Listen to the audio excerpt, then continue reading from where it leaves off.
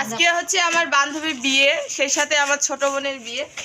তো আমার খুশিও লাগতেছে, তার সাথে বেদনাও লাগতেছে, কারণ হচ্ছে একসাথে দুইটা মেয়ে চলে যাবে। বেদনা। হরে কৃষ্ণ এভরিওয়ান, সকলে কেমন আছেন? আশা করি ভালো আছেন। ফুলগুলো দেখতে কেমন সুন্দর, তাই না?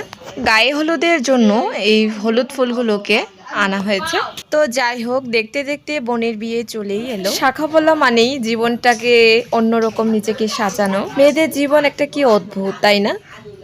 অচেনা অপরিচিত একটা ছেলের সাথে বিয়ে ঠিক হইলো, তার জন্য শাখা পলা পরলো, সিঁদুর পরলো, অদ্ভুত।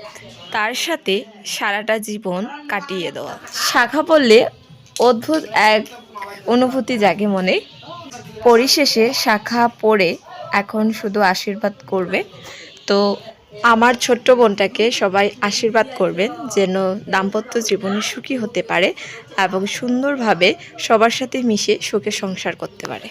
যেহেতু বিয়ে মানে প্রচুর কাজ, এই কারণে সকাল সকাল ঘুম থেকে উঠে সবজি কাটতে বেরিয়েছি বলতে আমার বাড়ি থেকে ঘুম থেকে খুব সকালে উঠে দেওয়া হয়েছে সবজি কাটার জন্য।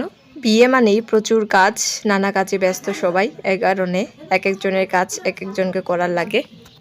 তারপর সবজি কাটার পর এখানে রান্না হচ্ছে, কারণ হচ্ছে বিয়ের 10-এ রান্না অনেক দেরিতে হয়ে যায়, এই কারণে সবার জন্য আলাদাভাবে আলাদাখানে রান্না চালু করে দিছে।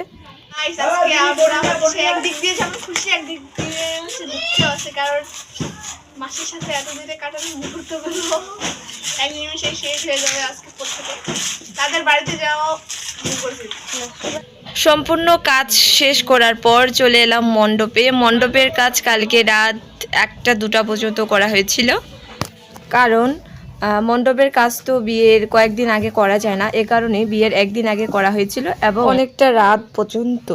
এখন চলে এলাম বিয়ের মণ্ডপে সাজানোর কাজে।